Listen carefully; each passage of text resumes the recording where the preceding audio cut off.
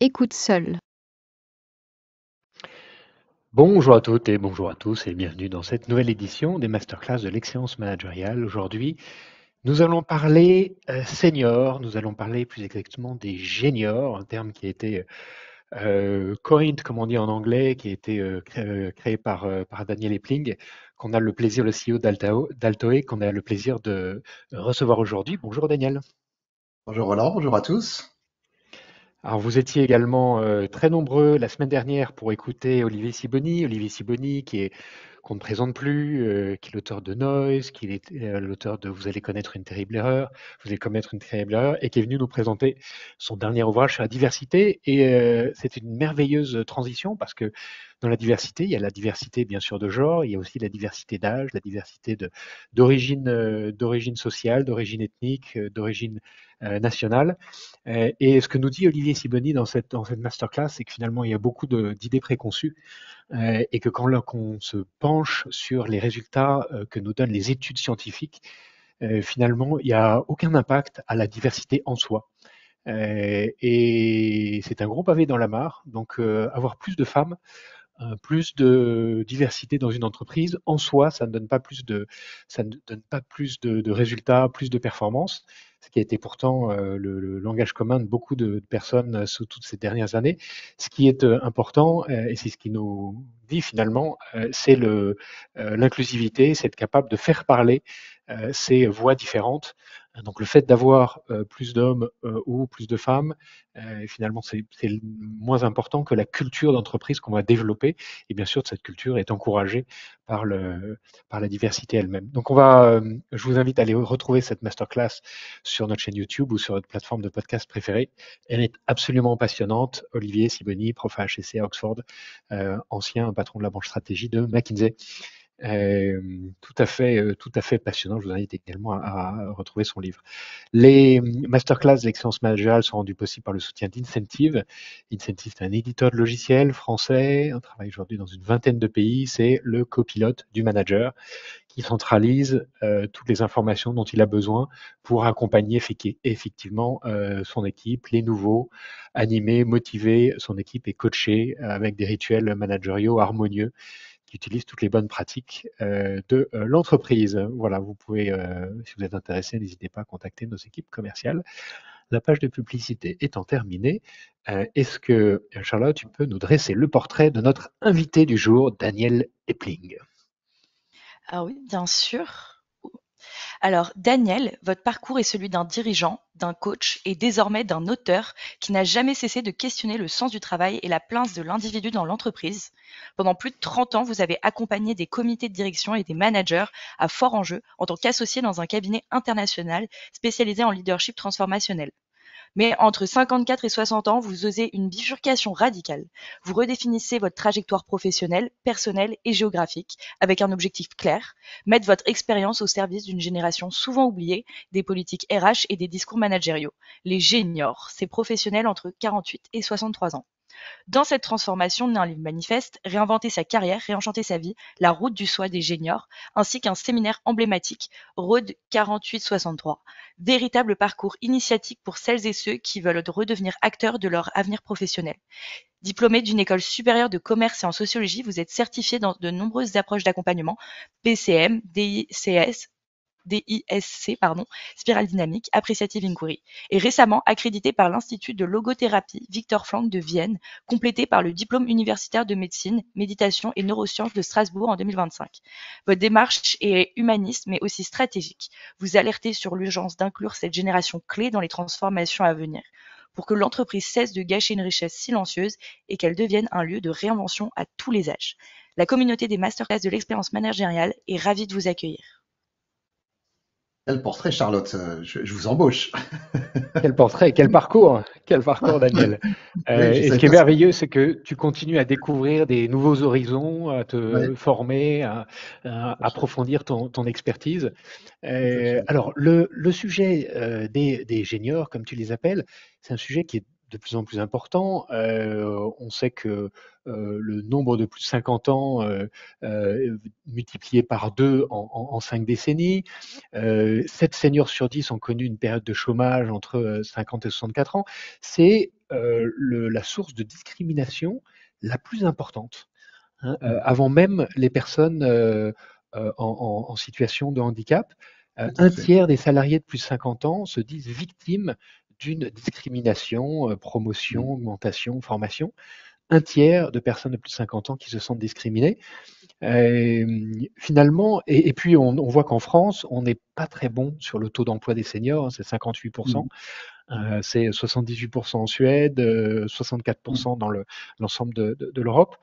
Mm. Finalement, qu'est-ce qui t'a amené à t'intéresser à ce sujet des seniors que tu appelles les géniors? Alors peut-être que tu peux nous préciser, tu les définis à partir de 48 ans, c'est très précis. Ouais. Hein. Ouais. Qu'est-ce qui t'amène à définir ces géniors? Alors, qu'est-ce qui m'a amené à m'intéresser à ce sujet? C'est mon âge. C'est aussi simple que ça. Pourquoi le terme de génior?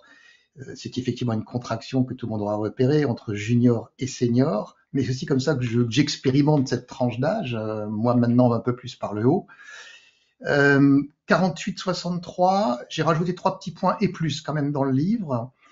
C'est simplement parce que j'ai conscience que quand on parle de senior en général, on parle du public des plus de 50. C'est comme ça que la définition la plus convenue, c'est comme ça qu'on la retrouve. Je m'étais dit que proposer un dispositif qui aide les gens à réfléchir avant que la vague n'arrive me paraissait plutôt une bonne idée. Mais par contre, je me suis dit 45 ans, c'était un petit peu quand même jeune pour dire à quelqu'un qu'il est senior à 45. Donc voilà, j'ai choisi les 48 pour déclencher un petit peu avant la vague. J'ai d'ailleurs l'impression que la fameuse crise de la quarantaine est plutôt aujourd'hui une crise de la cinquantaine, parce qu'il y a un décalage dans le temps qui s'est opéré. Et si j'avais été jusqu'au boutiste dans ma pensée, j'aurais même peut-être osé appeler ça la tranche des 50-75. Alors je te dis peut-être en 2 mots là-dessus pourquoi j'avais pensé à ça. En fait, j'ai l'impression que l'être humain tire de plus en plus vers les 100 ans. Voilà, on a de la chance, hein, on étend notre capacité de vie et c'est évidemment un bienfait pour tout le monde. Quand on voit Edgar Morin à plus de 100 ans, 104 ans, je sais pas combien, s'exprimer avec ferveur et vitalité, c'est un bel exemple. Et donc on aurait 4 saisons, 4 quarters, diraient sans doute les Américains. Il y a Q1 qui est de 0 à 25 ans, le moment de nos études, le moment où voilà, tout ça se met en place. Donc ça c'est une première tranche de vie. On a ensuite effectivement cette tranche de 25 à 50 ans. Alors 25 à 50 ans, c'est une première partie de carrière professionnelle importante. C'est aussi le tunnel, c'est un peu la lessiveuse, c'est le temps où on finit les études, c'est le premier job, la vie de famille à construire, des choix parfois un peu aussi conditionnés par notre environnement. Et puis, vers la cinquantaine, et c'est pour ça que je pense qu'il y a plus aujourd'hui un questionnement à 50, on arrive à mi-carrière, le rapport au temps change, au niveau d'énergie aussi, et on est confronté à une espèce de finitude plus perçue. Elle était intellectuellement claire pour tout le monde, évidemment, mais elle est émotionnellement plus perçue, donc avec un appel à intensifier sa vie. Donc le Q3 serait en gros la période 50-75, mais bon, je me suis contenté des 48-63, puisque 63 ans, c'est l'âge moyen du départ à la retraite en France en ce moment, et que j'ai rajouté les 3 petits points. Et ce qu'on peut peut-être juste rajouter avec une métaphore sportive, hein, c'est sur les 43 années de carrière aujourd'hui officielle qu'on doit faire, ça s'apparente vraiment à un marathon, 42 km, donc on n'est pas loin. Et donc quand on arrive à cette période senior, on est au fameux syndrome du 33e kilomètre que le marathonien connaît bien. Voilà, alors peut-être pour terminer cette première interaction, c'est cette phrase de Confucius qui disait « on a 2 vies ». La deuxième commence quand on réalise qu'on n'en a qu'une. Voilà, une belle première réflexion, je trouve, par rapport à cette problématique. On a 2 vies, la deuxième commence quand on réalise qu'on en a qu'une. C'est une très belle introduction. Alors tu dis un appel à intensifier sa vie, et c'est vrai qu'on voit beaucoup autour de nous, à partir de 40-45 ans, des gens qui se mettent à courir, qui se donnent comme objectif du courir un marathon justement, qui se remettent à faire du sport. Il y a cette intensité qu'on voit chez chez beaucoup de nos amis et de nos confrères. Mhm. Tu parles dans ton livre de Dead or Aligned, avec un jeu de mots sur Dead or Alive du temps du Far West. Qu'est-ce que ça veut dire dans ce contexte? Est-ce que finalement, à 50 ans, les entreprises attendent que le collaborateur soit bien aligné ou c'est une quête personnelle? Ouais, alors on pourrait déjà commencer par dire d'ailleurs et garder la formule d'origine dead or alive, parce que l'impératif ici c'est de dire comment être pleinement vivant.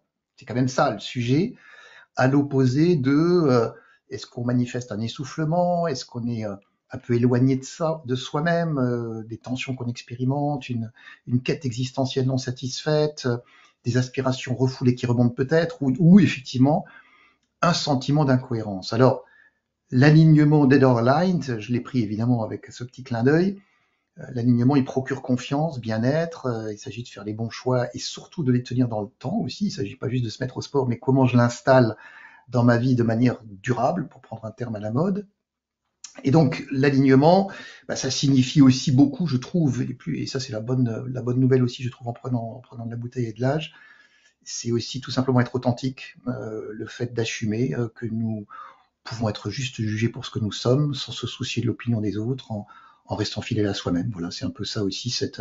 On avait, j'ai l'impression quand même encore dans la première phase de carrière, une authenticité qui se dissout dans l'altérité de la rencontre avec l'autre, et on la retrouve un peu aussi dans cette période. Donc oui, c'est le retour à des choix et nos rêves d'enfant peut-être aussi, dont on s'aperçoit que si on n'y fait rien, ils n'auront pas lieu dans notre vie. Alors, tu présentes une pyramide qui aide à construire ce rapport à soi, ce rapport à la vie, qui commence par la maîtrise de son environnement, de ses comportements, Mmh. jusqu'à cette quête de sens. Est-ce que tu peux nous Mmh. en parler?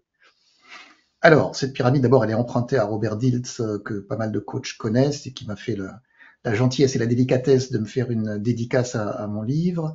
Et effectivement, alors si on prend par le haut, le sens d'abord, répond à la question de pour qui et pourquoi, en deux mots. Donc c'est quelle est notre lecture de la vie, quelle est notre raison d'être, c'est en gros à quel monde est-ce que j'ai envie d'appartenir. C'est un peu la première partie de cette pyramide tout en haut, à quoi et à qui, auprès de qui j'ai envie de contribuer. Quand on descend d'un cran, il y a cette notion d'identité, c'est la question du qui, donc notre socle identitaire, c'est dans mon métier actuel, qui suis-je par rapport à mon rôle, mon projet, mon métier, la question existentielle que je me pose, et qu'ai-je envie d'incarner. C'est cette fameuse phrase de Gandhi célèbre, soyez le changement que vous voulez voir dans le monde. C'est aussi une question identitaire. Puis on décline cette pyramide effectivement, et c'est tout cet alignement-là qui est important sur nos croyances et nos valeurs. Là, on touche plutôt le pourquoi en un seul mot cette fois. Pourquoi est-ce que c'est important pour moi? Quelles sont les permissions, les limites dont on a besoin et que j'aborde aussi à la fois dans le livre et dans les séminaires. Et puis après, effectivement, quand on rapproche progressivement du plus concret, on est sur le comment faire, les capacités, sur le quoi des comportements, qu'est-ce que je fais, et l'environnement. Et là, on est vraiment avec des questions très, très simples, hein, c'est où, quand, comment et avec qui. C'est quoi le contexte, le lieu, avec ses forces et ses contraintes dans lequel la personne évolue. Alors, on pourrait comme ça juste prendre notre métier et se reposer des questions. Alors, je prends peut-être l'ordre inverse pour la remonter du bas vers le haut.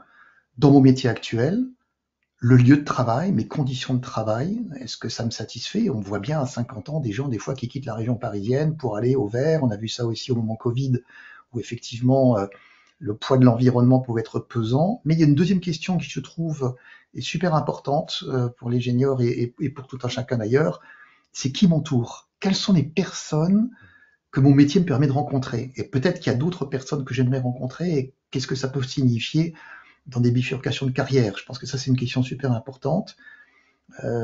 Après, ça touche les comportements dans est-ce que je prends toujours du plaisir dans les tâches quotidiennes et dans les habitudes de mon travail, ou est-ce qu'elles me conviennent plus?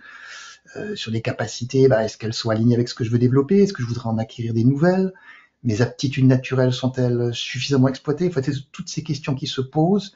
Pareil pour les valeurs. J'ai choisi mon métier, mais je l'ai choisi en Q2, quoi, à 25 ans. Là, on est en Q3, pour reprendre le quarter. Pourquoi j'avais choisi ce métier avant? Est-ce que c'est toujours OK pour moi? Quelles valeurs continue-t-il de respecter? Lesquelles bafoue-t-il? C'est toutes ces questions qui se posent. Et puis après, quand on monte tout en haut, on arrive à l'identité. Et là, j'aime bien souvent taquiner en disant, quand vous dites je suis, 3 petits points à votre métier, est-ce que vous entendez, quand vous le prononcez, une espèce de fanfare superbe intérieure ou un bruit triste un peu de violon quand on le dit avec timidité, vous voyez, dans les conversations des samedis soirs? Qu'est-ce qui vous anime? Et puis enfin, la mission, du coup, c'est l'impact positif que ma vie peut avoir, l'impact que j'aimerais développer et voilà, dans quelle mesure mon métier peut-il y répondre, hein. Voilà globalement le cheminement et cette idée de dire comment ces différents étages peuvent s'articuler de manière harmonieuse, cohérente, donc aligned, alignée. Dans la quête de sens, tu te réfères à un grand bonhomme qui est Viktor Frankl Ouais. et qui a développé un concept qui est pas très connu qui s'appelle la logothérapie. Est-ce que tu peux nous en parler et nous dire comment la logothérapie peut nous aider dans cette quête de soi? Tout à fait, tout à fait, tout à fait. Alors d'abord, peut-être juste un mot sur le sens. C'est un mot qui a fleuri tous azimuts, je ne sais pas pour toi et pour les personnes qui nous écoutent, mais on n'a jamais entendu autant parler de faire sens, trouver du sens, donner du sens, porter le sens. Et je me suis demandé à un moment donné si c'était un effet de mode, un tic de langage, ou alors une vraie lame de fond de la transformation de la société où les sciences sont un peu chosifiées et on a perdu la dimension humaine. Avant, je pense que le sens s'imposait un peu naturellement quand la société était structurée par les traditions, les institutions, les religions, et que ça devient une question parfois un peu déstabilisante aujourd'hui. Donc, on oppose, et j'aime bien opposer entre les deux, et la logothérapie en parle, on va y venir, entre l'autonomie, autonormos, hein, je crée mes propres normes, versus hétéronomie, c'est la loi du dessus, c'est celle que j'évoquais il y a un instant, de la société. Alors, pour juste parler de Viktor Frankl, donc le petit Viktor Frankl à 13 ans, il est à l'école et il entend un prof, un instituteur sans doute à l'époque, ou un prof plutôt quand même à cet âge-là, la vie n'est rien qu'un processus de combustion, un processus d'oxydation. Et là, il s'insurge, il dit, mais alors, il est où le sens de la vie? Et cette altercation qu'il a avec ce prof va dicter littéralement son choix de carrière, puisqu'il va devenir psychiatre à Vienne. Praticien, arrive la Deuxième Guerre mondiale, il est juif, il est hélas évidemment déporté comme toute sa famille dans les camps nazis, et il va, je ne sais pas quel est le bon mot, mettre à l'épreuve ce qu'il avait déjà élaboré sur la logothérapie, dans cette expérience douloureuse des camps, où il se rend compte que les personnes qui avaient encore un projet à accomplir, quelque chose qu'ils voulaient absolument terminer, quelque chose qu'ils voulaient faire dans leur vie de manière forte, traversaient mieux, ou tout simplement les conversations qu'il avait lui-même arrivé à réveiller dans leur désir d'enfant, ben, il s'apercevait que ces personnes traversaient mieux cette épreuve terrible des camps que ceux qui ne pouvaient pas se connecter à leur sens et qui du coup baissaient les bras et physiquement voilà, souffraient beaucoup plus. Donc c'est comme ça que la logothérapie a trouvé sa place pour aider les gens à trouver un sens dans leur vie, même dans les moments difficiles. Hein. Première approche de cette logothérapie, je peux la développer un petit peu plus le cas échéant. Oui, oui. Est-ce que tu peux nous parler des étapes de cette logothérapie pour que nos auditeurs comprennent bien en quoi ça Ouais, consiste et concrètement? ouais. Alors peut-être d'abord une métaphore, souvent ça s'explique mieux avec une image. Hein. C'est comme si on prenait la vie comme un grand puzzle. Il y a des fois des pièces qui manquent, qui ne semblent pas s'emboîter tout à fait correctement, ce qui peut rendre la personne triste ou perdue. Donc l'idée de la logothérapie, c'est déjà de regarder le puzzle par un nouvel angle. Même les pièces abîmées ou inutiles peuvent être importantes. C'est les fameuses résiliences de Boris Cyrulnik. Et on peut trouver un but, une mission qui devient une véritable étoile. Donc elle nous permet de naviguer effectivement dans les défis de la vie, et ça j'insiste là-dessus, elle n'est pas que réservée aux personnes en souffrance, elle est utile quand on ressent une frustration, qu'on est peut-être coincé dans une période de transition, quand on est bloqué dans l'expression de son plein potentiel, qu'on ressent un manque dans la vie. Alors c'est ce que Frankl appelle, le vide existentiel. Hein, et d'ailleurs, une crise existentielle n'a rien de pathologique. Qui d'entre nous n'a pas à un On en moment donné traverse tous. pataugé? On traverse tous, Ouais. hein, donc c'est juste faire partie du club humain, quoi. Donc bienvenue au club. Et alors les étapes dont tu parlais, il en distingue. Alors il a plusieurs concepts dans la logothérapie. C'est pas le but aujourd'hui d'aller in extenso sur la totalité, mais effectivement il parle de 3 étapes de liberté de volonté d'abord, freedom of will. Ça veut dire que chacun reste maître de son vouloir et personne peut nous priver de cette liberté. Alors c'est pas pour dire quand on veut on peut, parce que c'est une formule un peu comme ça lapidaire. On peut pas vouloir. Par contre, entre je veux VEUX et je veux VOEUX, on peut formuler, quand on le dit, un espèce de désir. Et quand on formule ces désirs, elles vont agir comme ce que j'appelle des pensées semences, c'est-à-dire qu'elles vont fleurir aussi parce que on émet ce souhait, ce désir pour soi. Et ça, cette liberté de volonté, elle nous appartient. Personne peut nous l'ôter, y compris dans ces camps dans lesquels la liberté et l'attitude avec laquelle je vais prendre les choses, hein, c'est le fameux film de Bellini, Vita Bella, qui donne un regard totalement différent entre le père et son enfant. Bon, évidemment, c'est une exagération peut-être, hein, mais malgré tout, elle nous montre à quel point on n'est pas toujours responsable des réalités qui nous entourent, mais toujours de la représentation qu'on en fait et de la liberté qu'on prend par rapport à ça. Donc ça, c'est la première étape, hein, c'est la liberté de volonté. Et donc la deuxième, c'est une fois que j'ai découvert que je peux et que je suis libre et que je peux afficher cette volonté, comment je vais donner de la volonté de sens, will to meaning, voilà comment il l'appelle. Donc je vais l'affecter, cette volonté, à la quête de sens, qui peut être alors inspirée, aspirée. Freud disait les hommes restent forts tant qu'ils vivent pour une idée forte. Bon, voilà, c'est après, et c'est cette quête de sens qui va nous amener au sens de la vie, meaning of life, qui est la suite logique de cette trilogie que met en place Viktor Frankl. Donc Donc, il y a finalement, trouver du sens, c'est d'abord vouloir trouver du sens, c'est ce que tu dis. oui, Expérimenter cette liberté de la volonté, tout à et fait. puis mettre cette volonté au service de la quête de sens et finalement trouver ce sens. Donc c'est une démarche structurée et volontariste. Exactement. Ça ne tombe pas dessus comme ça. Il n'y a pas des gens qui ont du sens, enfin qui trouvent du sens à leur vie, et d'autres qui n'en trouvent pas. C'est quelque chose sur lequel on peut agir. On peut agir. On n'est sans doute pas tous égaux devant cette situation-là, et que pour certains c'est plus facile que pour d'autres, ça c'est indiscutable. Mais c'est vrai que Frankl disait d'ailleurs, s'il vivait aux États-Unis, il y a déjà la statue de la liberté, et celle-là elle est incontestable puisqu'on parle de liberté de volonté, et tu as très bien résumé. Il disait qu'il faudrait aussi mettre à côté de la liberté la statue de la responsabilité. Et j'aime bien souvent quand on parle de responsabilité de le découper en 2 termes, hein, réponse-habilité, l'habilité à avoir des réponses. Donc on a aussi cette capacité et cette nécessité de pouvoir avoir des réponses nous-mêmes à ce que nous voulons de la vie, au-delà des événements qui affectent notre parcours. Et c'est souvent pas toujours facile non plus, évidemment. Hein, je ne voudrais pas donner cette illusion de il y a qu'à. Hein, c'est clair. Alors cette quête de sens, elle est très liée à la représentation qu'on a de nous-mêmes, à notre identité perçue Mmh. ou réelle.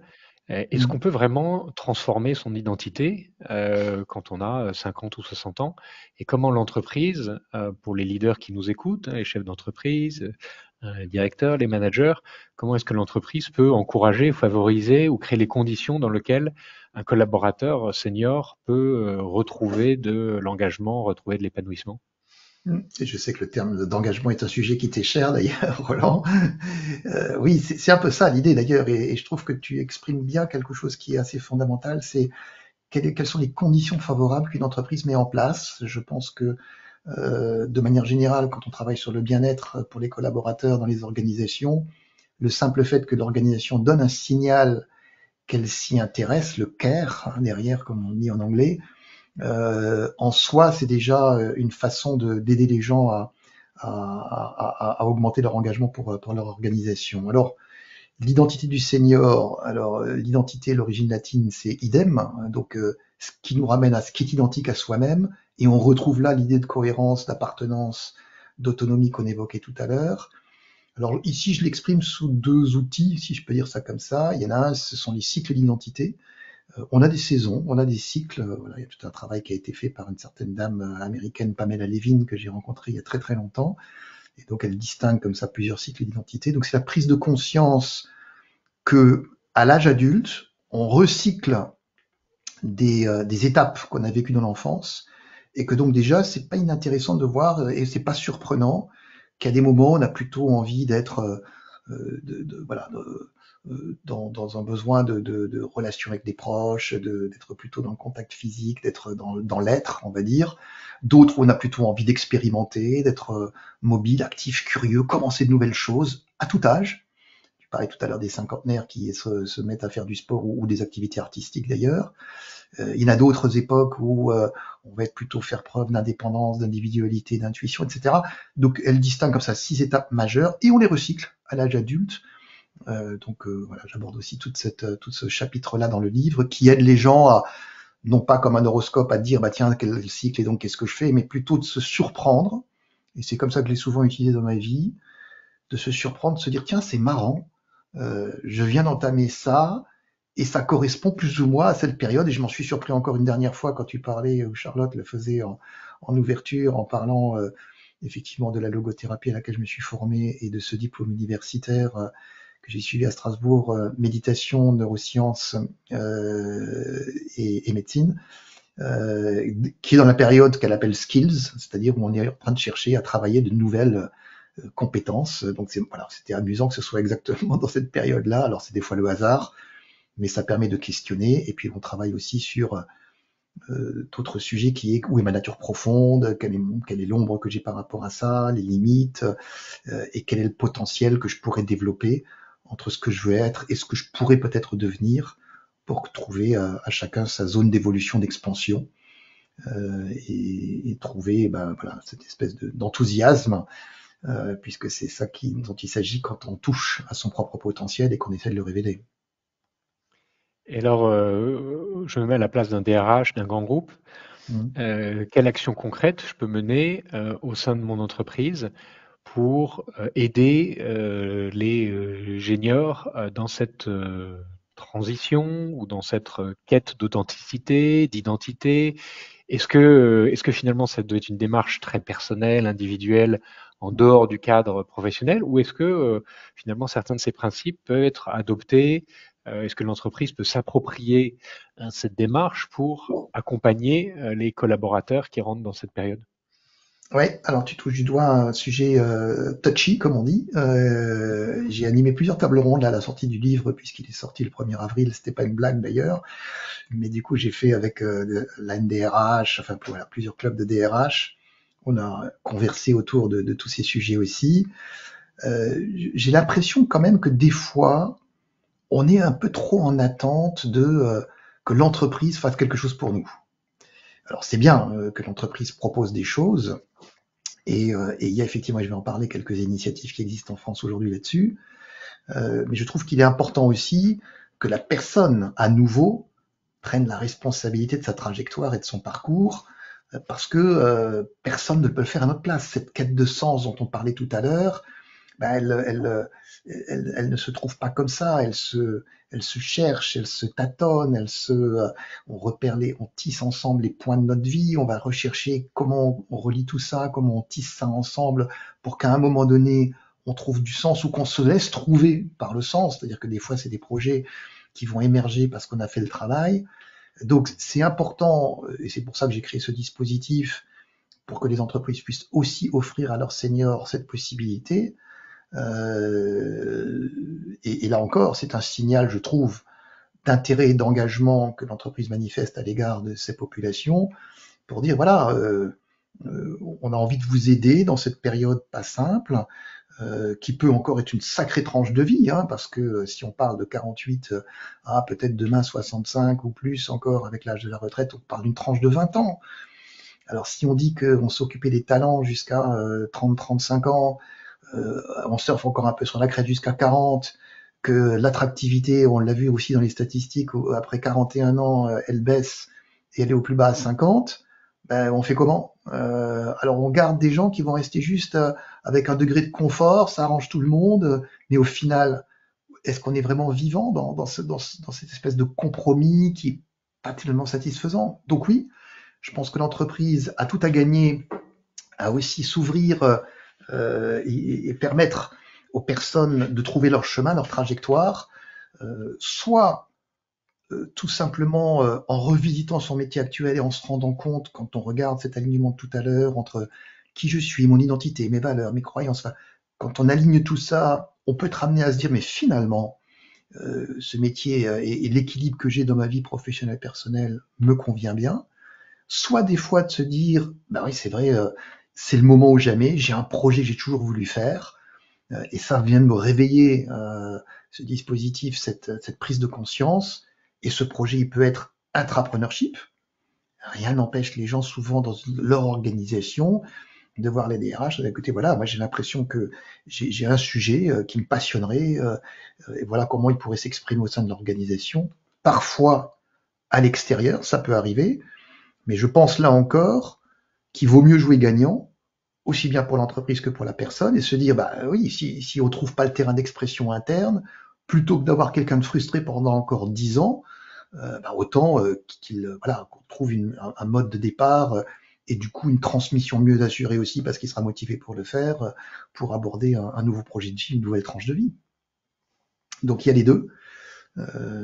Et il y a des initiatives en France aujourd'hui. Alors, il faut savoir quand même, on est le 24 avril, on est quand même très fort, Roland, parce que le 29 avril, la ministre a convoqué au ministère du Travail et de l'Emploi une grande conférence sur les seniors de plus de 50 ans. Donc, c'est vraiment un sujet chaud bouillant. Hein. Quand on regarde ses postes actuels, elle est en permanence en train de parler d'un grand gâchis par rapport à toutes les stats que tu évoquais au début de notre conversation. Donc on est dans un vrai sujet, hein, clairement.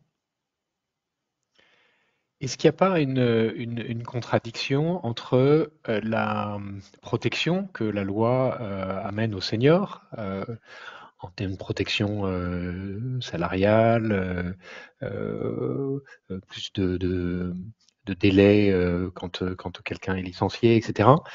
Et puis cette nécessité pour chacun de réinventer sa vie ou de retrouver du sens autour de ses valeurs. Est-ce qu'il n'y a pas finalement un blocage qui, en voulant bien faire, la loi fige finalement les seniors dans des positions qui leur correspondent peut-être plus ou pas? Ça pourrait, ouais, c'est bien vu, ça pourrait être un risque en tout cas, hein, c'est sûr. S'il fait trop chaud à l'intérieur et que je suis bien protégé, ça peut limiter mes envies d'entrepreneuriat. Alors, il y a une autre statistique qui est sortie il y a pas longtemps, qui est venue de BPI, alors j'étais vraiment très étonné de lire cette stat. Ils disent que 40, combien c'était? Je crois que c'est 58% des entrepreneurs ont je recherche juste cette statistique si je m'en souviens bien, je crois qu'ils ont entre 40, 45 et 60 ans, quelque chose comme ça. Enfin bref, à proportion gigantesque d'entrepreneurs. Donc c'est comme si quand même, oui c'est 58%, là je me souviens parce que j'avais un moyen mémotechnique de m'en souvenir, 58% des entrepreneurs, quoi, entre 40 et 61 ans. Pareil pour moi. J'ai fait 30 années dans un cabinet international en tant qu'associé. J'aurais pu rester au chaud comme ça jusqu'au bout. À 60 ans, Charlotte parlait tout à l'heure une bifurcation à 54 parce qu'il y avait effectivement des circonstances personnelles aussi qui ont provoqué des changements. Mais à 60, je crée mon propre cabinet. Bon, ben voilà, je fais partie de la stat. Et donc on voit bien 58%, c'est pas neutre. Donc c'est quand même qu'il y a là aussi à cet âge-là une espèce de maturité, de sagesse. Il y a des start-upers très jeunes et peut-être cette deuxième vague des juniors qui arrive aussi derrière, si tant est effectivement qu'on ne reste pas trop protégé par toutes ces mesures que tu évoquais. Alors il y a un sujet qui te touche beaucoup et qui est très important pour toi, c'est notre système de valeurs qui crée Mmh. notre identité. Est-ce que ce système de valeurs, avec toute l'expérience que tu as, à travailler avec des entreprises, avec des COMEX, avec des individus que tu as accompagnés, Est-ce que ce système de valeurs, il évolue lors de cette période, ou est-ce que finalement il reste assez stable et c'est autour de ce système de valeurs qu'on doit travailler? Alors, là aussi, c'est une question évidemment sensible pour les gens parce que, d'abord, on connaît l'adage, hein, une foi est capable de déplacer les montagnes. Donc, une bonne valeur, une bonne croyance, elle peut être très importante pour insuffler une énergie incommensurable. Donc, il faut faire quoi? Il faut d'abord que la personne prenne conscience authentiquement de ses vraies valeurs. Et moi, j'aime bien travailler avec des questions toutes simples, toutes bêtes. À quoi passez-vous le plus de temps et pourquoi? Quelle activité vous donne de l'énergie? À quoi vous dépensez votre argent? Dans quel domaine vous portez le plus d'attention? C'est quoi vos sujets favoris quand vous êtes dans les conversations du samedi soir? C'est qui les personnes qui vous inspirent le plus? Les types de connaissances qui vous passionnent quand vous êtes dans une librairie, des bouquins qui vous appellent. C'est vraiment prendre la personne, la choper dans son quotidien, et quand on ajoute comme ça tous les ingrédients, il se dessine progressivement ce qui intuitivement guide nos actes. Bon, ça, c'est pour la personne. Alors après, on croise ça, et j'en fais tout un chapitre à travers un outil qui s'appelle la spirale dynamique. Si certains ont lu le bouquin de Frédéric Laloux, Reinventing Organizations, il en fait aussi état dans l'évolution des sociétés. Quand tu disais tout à l'heure, est-ce que les systèmes de valeurs bougent ou évoluent? Ils évoluent. Et donc ici, je retrace aussi, puisque je fais une conférence là-dessus assez régulièrement, l'évolution des systèmes de valeurs dans le temps, c'est-à-dire comment la société évolue, en quoi cette évolution joue sur la vie des organisations et sur des postures de leader. Et ça, je pense qu'effectivement, il y a des évolutions. Donc là, j'ai tout un chapitre, ou une partie de chapitre en tout cas dans les valeurs, pour aider à comprendre comment la société bouge, qu'est-ce qui se passe dans nos codes, et comment la personne se positionne par rapport à ça, par rapport aux valeurs de l'entreprise. On parle de plus en plus d'entreprises à mission aujourd'hui. On voit bien qu'on touche la partie haute de la pyramide qu'on évoquait tout à l'heure, hein, mission sens. Donc il y a un vrai croisement à opérer entre moi, société anonyme, si je peux dire ça comme ça, ici on prend notre trajectoire comme l'œuvre d'une entreprise à vie, et mon entreprise, .sa, qui elle aussi a sa trajectoire et ses valeurs. Donc comment on gère ce croisement? Oui, tout à fait. Peut-être une dernière question autour de la matrice, les Américains appellent ça la matrice skill-will, une matrice compétence, motivation. Finalement, on arrive à cet âge-là, 50, 55 ans, avec énormément d'expérience, donc énormément d'intuition, la capacité à prendre des raccourcis, à sécuriser, à rassurer, à communiquer de la confiance. Et puis la motivation, qu'il faut souvent retrouver. Comment est-ce que on peut travailler sur cette matrice skill-will, cette matrice Ouais, compétence-motivation?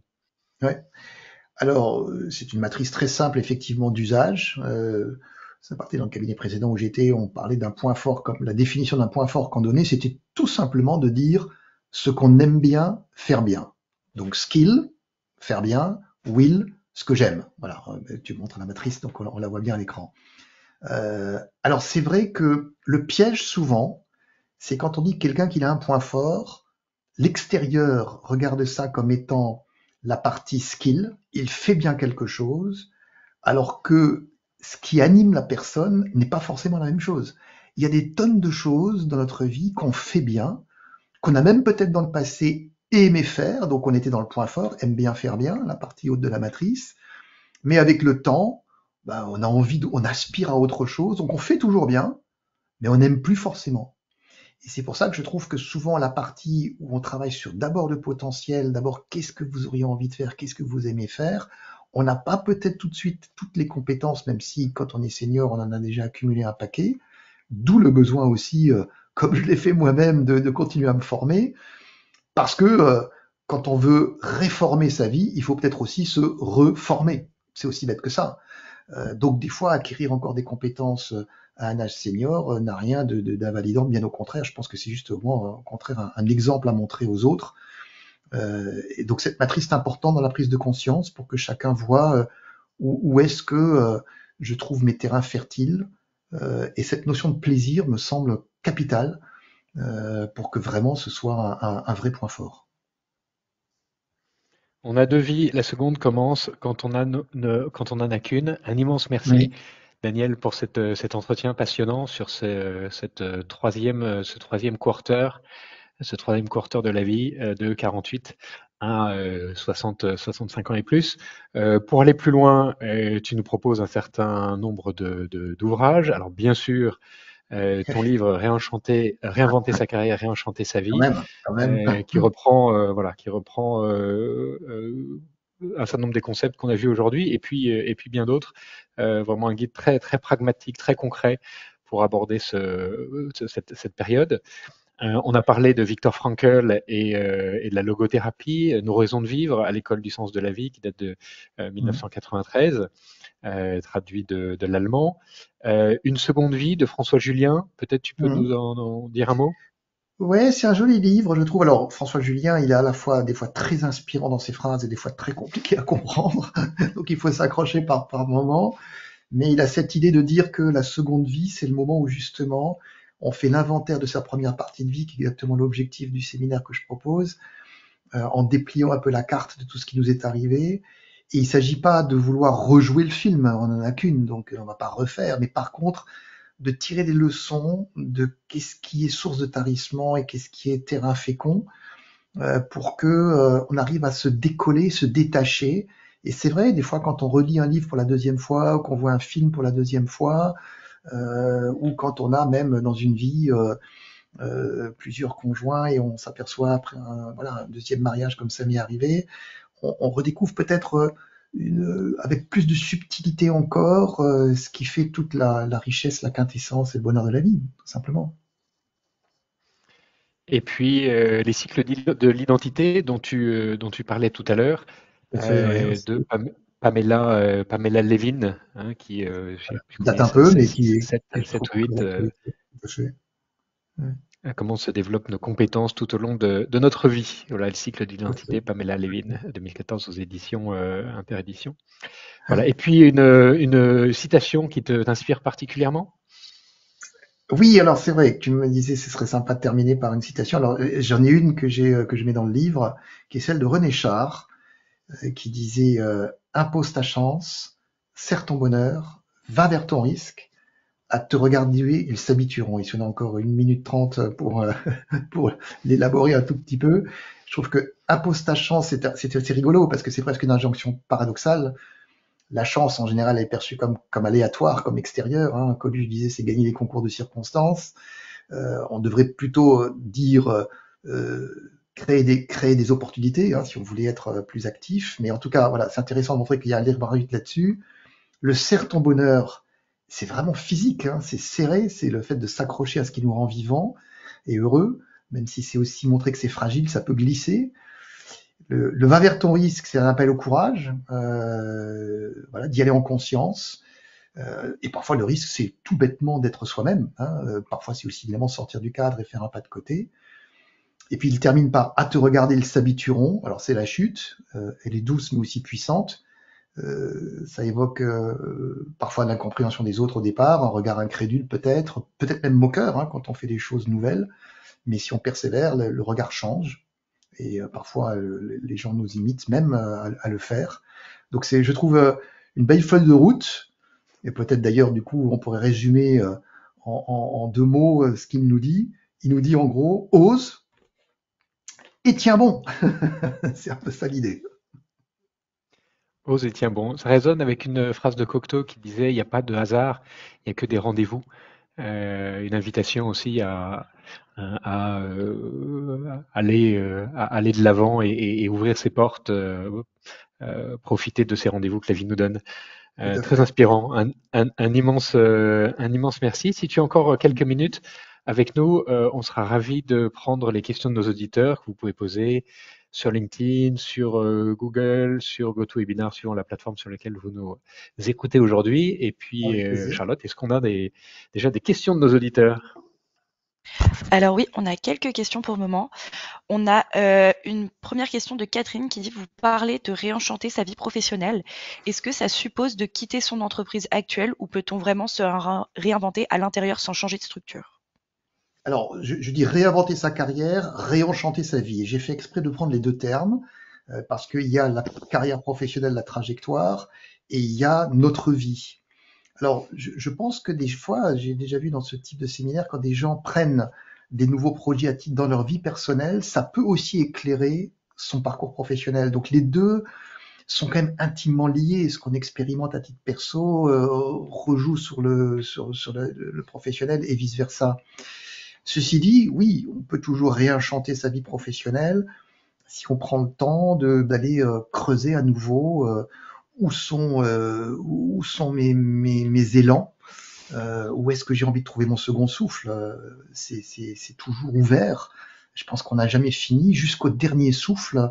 Le sens peut être là. Hein. C'est d'ailleurs ce que dans la logothérapie on explique aussi, c'est que c'est des fois des gens qui sont même en fin de vie qui trouvent un sens à relier comme connect the dots, hein, comme on dit, tous les points de sa vie, et y trouver sens. Donc oui, on peut le trouver dans l'organisation, on peut le trouver hors dehors de l'organisation dans la vie professionnelle, on peut aussi le trouver parce qu'on lance un projet à titre personnel qui va éclairer malgré tout notre vie entière, y compris professionnelle du coup.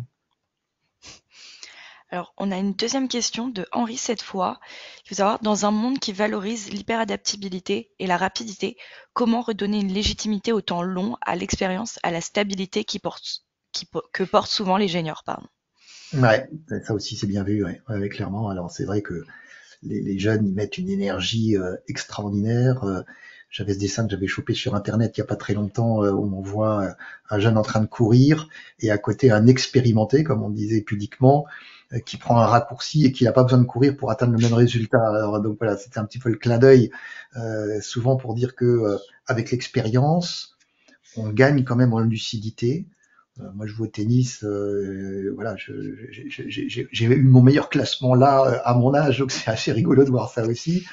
Et ce dont je m'aperçois, j'ai joué contre un très jeune l'autre jour, là, j'ai joué à un tournoi, j'ai joué contre un jeune de 15 ans, donc évidemment, on n'a pas la même énergie. Par contre, à des moments critiques, la lucidité avec laquelle on joue n'est pas la même. Et donc, ça aide aussi, heureusement. Donc, on compense peut-être cette énergie qui fait feu de tout bois quand on a la vingtaine, la trentaine, avec une capacité à lire les situations de manière plus juste. On n'a peut-être pas 50 nuances de gris, quoique, hein, avec les cheveux gris, on commence à avoir 50 nuances de compréhension de situation et qui, du coup, nous aident à avoir le mot juste et le geste juste. C'est un peu ça l'idée, quand même. Et on a une dernière question de Antoine. Il disait si vous pouvez insérer une clause junior, entre guillemets, dans chaque politique RH en entreprise, qu'y aurait-il dedans et quels engagements concrets devraient être pris dès maintenant pour changer la donne? Ouais. Alors, il y a d'ailleurs des initiatives en France. Hein. Il y en a deux que je n'ai pas citées là tout à l'heure. Il y en a une qui est le Club Landois qui crée une charte d'engagement des entreprises. Donc, il y a 150, je crois, entreprises en France, parmi les plus grandes, qui ont signé cette charte. Et il y a un autre mode opératoire qui s'appelle Senior Force Plus, animé par le très énergique Tom Shore, qui propose un Senior Score. Donc c'est comme un Nutri-Score, des questions qui permettent à l'entreprise de se benchmarker sur ce qu'ils mettent en place pour leur politique senior. Et il a inventorié 8 chapitres de solutions qu'il propose. Donc je pourrais dire mon séminaire est un des vecteurs possibles, mais il y en a bien d'autres, bien entendu. Donc il a 8 chapitres comme ça, pour lesquels il a regroupé une centaine de solutions qui permettent aux entreprises de trouver leur terrain favorable pour activer un point ou un autre. Donc il y a des choses qui existent et ils peuvent mettre ça dans leur charte d'entreprise ou signer des chartes qui existent sur ces sujets. Je le répète, hein, la ministre fait un grand raout là le 29 avril, donc dans 5 jours sur ce thème-là, et voilà, qui va réunir beaucoup de sachants de ce thème. Donc voilà, on était, mon cher Roland, en choisissant notre date aujourd'hui, en plein cœur de l'actualité. Et comme dernière suggestion, on peut inviter aussi nos auditeurs à regarder ou re-regarder The Intern, hein, le film avec Robert De Niro et Anne Hathaway, qui est justement un stagiaire de 60 et quelques années qui arrive avec cette jeune entrepreneuse débordée par la croissance de son entreprise et qui apporte son recul et son expérience. Un très joli clin d'œil au thème d'aujourd'hui. Soyez le changement que vous voulez voir dans le monde, Toi, tu nous invites, à l'instar de Gandhi, soyez le changement que vous voulez voir dans votre vie. Un immense merci, Daniel, pour cette Merci. masterclass et ton éclairage. Encore bravo pour ton livre qu'on recommande à tout le monde. Et je vous dis, alors pas la semaine prochaine parce que ça sera le 1er mai, le 8 mai. Et donc, on vous retrouve dans 3 semaines pour une prochaine édition des masterclass de l'excellence managériale. Merci à tous de votre fidélité. Bonne journée. Merci de votre accueil.